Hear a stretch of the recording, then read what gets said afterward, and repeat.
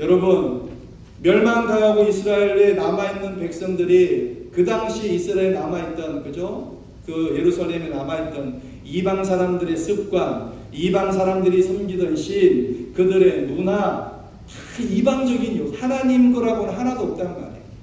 절규했다는 말은 뭐요? 결단했다는 말입니다. 더러운 것 취하지 않고 하나님 것으로 내가 무장하겠습니다. 주님으로만 살겠습니다. 라고 하는 고백이에요. 이것이 이 절규라고 하는 것이. 이방 사람의 종교 문화 삶의 방식과 단절한다는 의미입니다. 사람을 배제하는 것이 아니에요. 율법의 정신을 거스리는 죄의 습관을 제거하는 것입니다. 우리의 회개도 죄와 단절하는 삶의 결단 없이는 결단코 회개의 진정성을 보장받지 못할 것입니다. 죄의 습관을 어떻게 고치겠습니까? 고질적인 죄의 습관을 고치려면 우리 모두는 변화된 삶을 추구합니다. 어떤 사람은 불륜관계, 술, 도박, 마약, 담배, 분노의 감정 자제하려고 노력합니다. 노력한다고 해서 그것이 고쳐집니까? 눈물로 자신의 고질적인 죄의 습성을 고쳐달라고 기도하는데 효과가 나타나지 않자 결국 많은 사람들이 포기합니다. 죄의 습관을 버리지 못하는 가장 큰 이유가 뭔지 아세요? 자신들의 문제 해결의 동기가 지극히 이기적입니다. 내 자신의 나쁜 습관이 주는 악영향에 대해서만 염려하지만 진정으로 하나님께서 원하시는 삶을 추구하는 데까지 나아가지 않아요. 그래서 그들은 자신들의 나쁜 습관을 버려야 한다라고 알고는 있지만 생각은 하지만 근본적인 삶의 태도에 관해서 고치려 하지 않습니다. 그렇기에 그러한 노력들은 허사가 됩니다. 내 자신의 힘과 내 자신의 의지력으로 불가능합니다. 한편으로는 죄의 쾌락을 은근히 즐기려고 죄된 본능을 숨겨둔 채 결심을 실행케 해달라고 하나님께 기도합니다. 자신들의 많은 부분을 하나님께 내맡기지 못해요. 다른 모든 것들은 건들지 마시고 하나님 이것만 고쳐주세요. 그런 식이라는 거죠. 자, 예수님께서는 죄의 본성을 향해 다가오는 사탄의 접근에 대해서 누가복음 11장에서 이렇게 얘기합니다. 자, 오랫동안 귀신 들렸던 사람이 있는데 그 귀신이 나가자 기뻐했어요. 그런데 자기보다 더 악한 귀신 몇 명 데리고 와요? 7을 데리고 와서 그랬더니 이 사람의 형편이 이전보다 더 악하게 변했다고 얘기합니다. 왜 실패했을까요? 이 사람은 극복의 원리를 이해하지 못했기 때문입니다. 악한 습관을 버림으로써 악을 이길 수 있다? 아니에요. 이것만으로는 절대 불가능합니다. 자, 그 악의 자리에 떠나간 악의 자리에 선을 보충시킬 때에 그것이 가능합니다. 뭘 보충시키자고요? 선을 보충시킬 때. 죄의 습관은 의로운 행위들로 보충되지 않으면 안 됩니다. 여러분, 제가 지금 숫자 7을 얘기할 거예요. 자, 머릿속에 숫자 7, 7. 자, 떠올려 보세요. 자, 7은 어떤 의미가 있죠? 예, 럭키합니다. 자, 이제 그 머릿속에 든 7을 지워보세요. 지으려고 하지만 잔상이 남아있을 겁니다. 이게 뭐냐면 우리의 연약한 의지력으로 힘들다고 하는 거예요. 죄에 대한 통제가 불가능합니까? 아니에요. 통제할 수 있습니다. 악을 단순히 대항해서는 안 돼요. 음란한 생각들이 자리하는 곳에 얘기했죠. 그냥 내가 버려야지 뭐입니까? 예? 송곳으로 내 허벅지를 찔러야지 그렇게 한다고 없어지는 것이 아니라 그곳에 의로운 생각들을 채워 넣으셔야 돼요. 여러분, 병 속에 더러운 공기를 어떻게 뺄까요? 어떤 사람은 진공 펌프를 통해서 빼내기도 합니다. 근데 금방 원래대로 됩니다. 병 속에 든 더러운 공기를 빼기 위해서는 그 병 속에 물을 가득 부으면 그 공기는 온데간데 없어집니다. 뿌리 박혀 있는 죄의 세력을 뽑아내기 위해서 여러분들의 모든 사고 패턴을 따라합시다. 하나님의 말씀으로 물드셔야 합니다. 예, 물들여야 한다는 거예요. 하나님의 말씀으로. 음란하고 불안하고 욕망스럽고 악한 생각들, 생각이 많아 잠이 오지 않고, 그죠? 어떤 사람은 신경쇠약이 뭡니까? 생각이 많아 잠이 오지 않으면 신경쇠약으로 가는 거 아니에요. 성경 말씀에 온 정신을 몰입하면 물칠 수 있어요. 사단에게 생각을 빼앗기면 안 됩니다. 죄로부터의 자유는 우리의 정신을 하나님에 대한 생각으로 채우는 데서 가능합니다. 할렐루야. 그래서 여러분, 모든 악의 근원은 성경은 뭐라 그래요? 우리의 마음에 있다라고 얘기합니다. 무릇 지킬 만한 것보다 더욱 내 마음을 지키라. 생명의 근원이 어디에 있다고요? 마음에 있다라고 얘기합니다. 여러분의 마음이 성경의 통제를 받을 때만이 그런 생각들이, 그런 더러움들이 사라질 줄로 믿습니다. 바울은 너희는 이 세대를 본받지 말고 오직 마음을 새롭게 함으로 변화를 받아 하나님의 선하시고 기뻐하시고 온전하신 뜻이 무엇인지 분별하도록 하라. 우리가 거룩해서 말씀 보는 게 아니에요. 정말 죄송하지만 제가 이 같은 이유로 뭡니까? 죄 속에 함몰되지 않기 위해서 하나님의 말씀으로 내 자신을 채울 수밖에 없다니까요, 여러분. 말씀을 보는 이유가 내가 거룩한 사람인 것을 드러내기 위해서 말씀 보는 것이 아니라 나는 매일 큐티하는 여자야, 나는 큐하는 여자야, 이것 자랑하기 위해서 하는 것이 아니라, 그렇지 않으면 우리의 마음이 죄로 물들어서 죄의 습관 속에서 헤어나오지 못하기 때문입니다. 세속과 거룩의 차이가 뭡니까? 오직 거듭난 심령에 있어요. 교회 나온다고, 성경 많이 읽었다고, 봉사 많이 한다고, 헌금 많이 드린다고, 기도 많이 한다고 너무나 소중하고 아름다운 일들이죠. 이전에 세상에서 수십 년 동안 익숙하게 행했던 고질적인 이 죄의 습관은 그렇게 한다고 해서 사라지지 않습니다. 우리가 군인이 되기 위해서는 어떻게 돼요? 훈련소에 들어가요. 4주, 6주. 정말 말 그대로 뺑이를 쳐요. 사회에서 경험하지 못한 이 군사훈련을 통해서 어떻게 됩니까? 군대 들어갈 때는 모자도 거꾸로 쓰고 신발도 그죠? 슬리퍼 신고 들어갔던 애가 4주, 6주 군사훈련 마치면 어떻게 돼요? 군기가 바짝 들어있잖아요. 면회 가면은, 여러분, 면회 가면은 촥!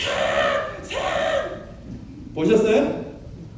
너 왜 그래? 이럴 정도로 애가 딴 애가 된 것 같아, 그죠? 군기가 바짝 들어가지고, 물론 자대가 생활하면 또 상병 달고 병장 달면 또 풀어지기도 합니다만은 훈련소를 통해서 변화가 되는 거예요. 새롭게 예수 그리스도를 영접한 그리스도인들은 법적으로 자유인입니다. 그러나 새로운 삶의 원리를 습득하지 않으면 이 하나님의 놀라운 축복을 누리지 못해요. 오늘 이스라엘 백성들이 하나님 앞에 참회 회개를 하는 것은 이 같은 것을 알기 때문에. 무엇 때문에 망했는데요? 죄 때문에 망했잖아요. 죄 때문에. 그럼 다시는 그 죄 때문에 또 망해서는 안 되잖아요. 하나님의 놀라운 축복을 우리가 받아야 돼요.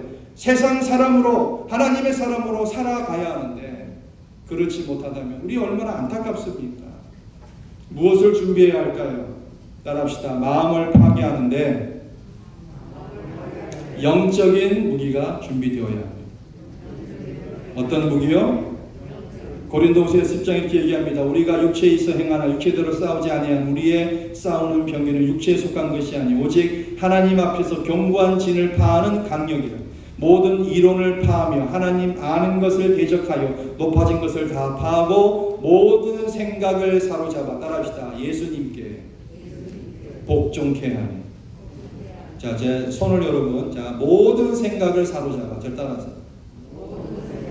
오른손 들고 모든 생각을 사로잡아 그리스도께 복종하겠습니다. 고백하십니까? 지나친 의문이나 무익한 상상력이나 성적인 집착을 제거해야 합니다. 하나님 말씀 안에서 훈련받은 그리스도인만이 가능합니다. 그쪽 교회만 죄송합니다. 왔다 갔다 하시는 분들은 전혀 이것을 실행할 힘이 없어요. 주 안에서 참 안식을 우리가 누려야 됩니다. 자, 복 있는 사람은 어떤 사람이에요? 복 있는 사람. 시편 1편에 2절에 복 있는 사람은 오직 여호와의 율법을 즐거워하여 그 율법을 뭐하는 사람? 주야로 묵상하는 자. 아침과 저녁으로 묵상하는 자로다. 할렐루야. 잘 훈련된 그리스도인들은 물가에 심은 나무입니다. 큐티의 목적은 묵상이에요. 내가 큐티하는 사람이다 자랑하려고 하는 것이 아닙니다. 굳이 큐티지 뭐 매일 성경 뭐죠? 말씀의 묵상 뭐죠? 생명의 삶 이런 거 없어도 돼요. 하면 더 좋지만 없어도 돼요. 말씀 여러분 말씀 하나님 말씀에 그 말씀 속에서 묵상하고 그 말씀에 여러분을 함몰시키기를 주의 이름으로 축원합니다. 그래서 여러분의 이 머리의 생각에 전쟁을 선포하셔야 돼요. 아침이든 점심이든 저녁이든 시간은 상관없어요. 여러분 30분 이상 투자해서 기도는 물론이고 말씀을 묵상하셔야 합니다. 시편 119편 내가 주께 범죄치 아니하려 하여 주의 말씀을 내 마음에 두. 여러분 이건 선택 상황이 아니에요. 해야만 되는 필수적인 상황입니다. 믿습니까? 목사가 하라고 한 데서 하는 것이 아니에요. 여러분이 정말 살려면 죄의 습성을 끊으려면 뭐 해야 된다고요? 하나님 말씀이 나를 덮어야 돼요. 할렐루야. 내가 그리스도와 함께 십자가에 못 박혔나니 그런즉 이제는 내가 산 것이 아니요 오직 내 안에 그리스도께서 사신 것이라. 이제 내가 육체 가운데 사는 것은 나를 사랑하사 나를 위하여 자기 몸을 버리신 하나님의 아들을 믿는 믿음 안에서 사는 것이라. 할렐루야. 그래서 여러분 좀 나이가 드셨어도 말씀 암송이 너무 유익합니다. 닥치는 대로 많이 암송하지 마세요. 절실히 필요한 말씀을 여러분 종이에 쓰세요. 써서 하루, 그죠? 일주일에 하나 내가 암송하겠다 가지고 다니면서 암송하는 거예요.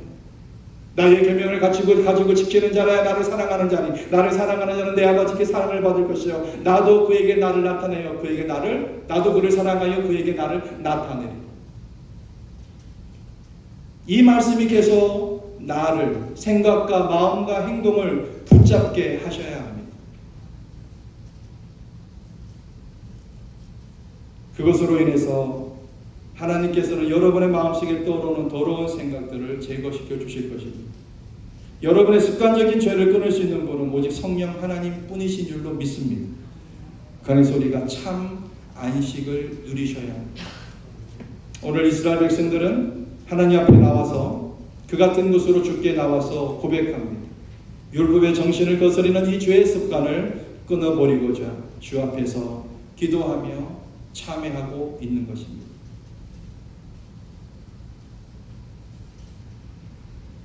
한번 따라합시다. 내 자신의 무능함을 발견하고 하나님의 긍휼을 비는 처절한 기도가 필요하다. 내 자신의 무능함을 발견하고 하나님의 긍휼을 비는 그냥 기도가 아니에요. 어떤 기도요? 여러분 처절한 기도가 어떤 기도입니까? 처절한 기도. 지금은 처절한 기도 하는 분들을 물론 있겠죠. 근데 우리가 못 살 때 여러분 60년대, 70년대, 80년대 그죠? 60, 70년대에 우리가 지지리도 못 살 때에 처절한 기도를 저는 많이 봤어요. 70년대 후반에 어머니 따라서 괴당 가면은 아니 무슨 내용인지 모르겠는데 뭔 그리 죄를 마시셨는지 항상 옛날에는 다 마룻바닥이었잖아요. 교회가 기억나세요? 방석 하나 갖다 놓고 울면은 그 마룻바닥에 눈물이 떨어져요. 그럼 그거는 하도 많이 떨어지면은 또 지워도 지워지지가 않아. 아니 무슨 죄를 그렇게 지었길래? 예? 그때는 뭐 이유도 모르죠. 처절한 기도예요. 처절한 기도. 뭐 저희 어머니뿐만 아니라 그 시대를 살아가는 그죠? 많은 우리의 믿음의 선배들 그죠? 여기 계신 분들도 해당될지 몰라요. 어떤 분은 그 마룻바닥에 손톱을 긁어가면서 하나님 앞에 기도하십니다. 여러분 처절한 기도가 필요합니다. 지금 우리가 굶어 죽는 사람은 물론 많아요. 세계적으로 보면. 근데 미국에 사는 사람들 중에는 그렇게 많이 없을 거예요. 그러니까 먹고 사는 것 때문에 힘들지 않기 때문에 요즘 많이 힘들어졌다 그래도 처절하게 하나님을 찾는 그 의식이 우리가 예전에 철야 기도를 왜 했습니까? 요즘은 거의 없잖아요. 금요 철야 예배하면은 뭐 자는 거예요. 자면서 그죠? 깨어나서 기도하고 입을 덮고 자면서 그거 뭡니까? 이런 장의자에 그냥 누워서 자는 거죠. 입을 덮고 밤새도록 기도하는 거예요. 밤새도록. 참회의식은 율법을 낭독하는 것으로 시작이 됩니다. 낮 시간에 4분의 1, 즉 2-3시간 동안 율법을 낭독했고요. 사람들은 서서 그 말씀을 들었어요. 그리고 다시 두세 시간 동안 죄를 참회하면서 하나님을 경배했습니다. 두세 시간 동안 하나님 말씀을 듣고 두세 시간 동안 서서 하나님 앞에 참회의 기도, 그 다음에 하나님을 경배했다라고 하는 말이에요. 레위 사람들은 단 위에 올라가서 큰 소리로 참회의 기도를 인도했습니다. 이스라엘 참회는 사제 공식을 따라 형식적으로 드린 그런 일방적인 죄의 고백이 아니었던 거예요. 말씀의 빛 앞에서 자신의 부정한 죄를 확인한 이들이 도무지 그 죄값을 치를 수 없는 자신의 무능함을 발견하고서는 하늘을 향해 자격 없는 이에게 베푸시는 하나님의 긍휼을 비는 처절한 기도를 드렸던 것입니다. 오늘 우리에게 이런 기도가 있습니까? 오늘 나에게 이런 마음의 어떤 자세가 있습니까? 은혜라는 말이 무슨 말입니까? 받을 자격이 없는 이에게 베푸시는 하나님의 선물에 내가 오늘 이 자리에 앉아 있을 수 있는 이유가 뭡니까? 자격 없는 내가 그리스도의 그 구원의 능력으로 십자가에 행하신 그분의 사랑하심으로 그분을 믿기 때문에 지금 내가 이 자리에 있는 줄 믿습니다. 그것이 은혜. 한 심리학자가 특이한 실험을 했습니다. 어느 동네의 한 구역을 택해서 집집마다 매일 100불씩 갖다 놓는 거예요. 여러분 좋겠죠? 1불도 아니고 얼마요? 100불. 이제 이분은 그 결과를 관찰하기로 하는 거예요. 자, 실험 첫날에 사람들은 이 사람이 약간 맛이 간 사람인 줄 알았어요. 미친 사람 아니고는 어떻게 돈을 100불씩 두고 갑니까? 그랬더니 그러면서도 돈을 슬그머니 집에 가는 거예요. 사흘이 지나자 100달러씩 집 앞에 놓고 가는 사람 이야기로 온 동네가 떠들어 너네 집은 있었니? 예, 난리가 나는 거예요. 자, 이제 둘째쯤 되자 어떻게 합니까? 이제는 미리 나와서 기다리고 있어요. 예. 셋째쯤 되자 이제 돈 받는 것이 전혀 이상하지 않았던 거예요. 넷째 주가 됐을 때는 뭐 이거 가져가는 거는 아주 당연하다는 듯이 돈을 집어갑니다. 실험 기간 한 달이 지났어요. 학자는 돈을 집 앞에 놓지 않고 그냥 동네를 지나갔습니다. 자, 사람들이요 매우 불쾌해하면서 왜 오늘은 돈 주고 안 갑니까? 이렇게 얘기하는 거예요. 불쾌해하면서. 여러분 이 사람들이 불쾌할 이유가 있어요, 없어요? 한 달 동안 받으면 땡 잡은 거지. 그래요, 안 그래요? 근데 왜 안 주고 가냐고 불쾌하면서 싸움하듯이 그렇게 얘기한다는 말이에요. 고마워하기는커녕 오히려 주지 않는 것을 서운해하고 불쾌했던 것입니다. 따라합시다. 그런 사람이 나입니다. 아시겠어요? 은혜를 깨닫지 못하는 자는 이와 같은 사람이라고 하는 거예요. 이와 같은 사람. 한량없는 하나님의 은혜를 받으면서도 오늘도 하나님의 은혜 가운데 우리가 이 자리에 있는 거지. 오늘도 생명 주셔서 우리가 이 자리에 있는 거죠. 공기 주셔서 우리가 이 자리에 있는 거죠. 감사할 줄 모르는 우리의 모습을 하나님 앞에 비춰서는 안 됩니다. 따라서 용서는 권리가 아니라 은혜입니다. 용서는 당연한 것이 아니에요. 은혜입니다. 하나님의 은혜. 겸손은 자신의 무능함을 하나님 앞에 솔직히 고백하는 것입니다. 그래서 하나님의 긍휼만을 구하는 사람입니다. 오늘도 하나님의 자비하심이 없었다면 우리 다 죽었을 거예요. 다 진멸되었을 것입니다. 우리보다 먼저 간 사람들은 죄가 많았습니까? 아니에요. 아니에요. 우리는 그들보다 더 의로워서 지금 여기에 남아있는 것입니까? 아닙니다.